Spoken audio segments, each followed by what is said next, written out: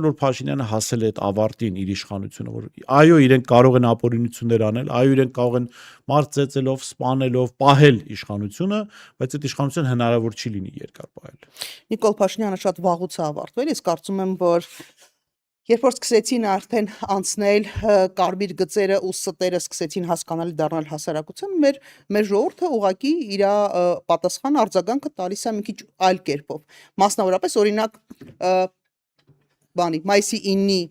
Բագրատ Սրբազանի process երբ որ հավաքվեց, այդ փողոցում կանգնած մարդիկ, ու ես ամեն անգամ 1000 անգամ կրկնել եմ, էլի պիտի կրկնեմ, մարդիկ ասում են անդադ նույն բանն ասում, բայց դա կարևոր է մարդկանց հասկանալու։ Իրար կողք կանգնած են եղել մարդիկ, ովքեր առօրյա կյանքում, այլ կյանքում, նախորդ կյանքում իրար բարև չէին տա։ Հասկանում եք, դա իսկապես այդ վերաբերմունք է։ Ու եթե դա տևեր որոշակի ժամանակ, ես համոզված եմ, որ ինչ որ process տեղի կունենար։ Այլ խնդիր է, համաձայն եմ ես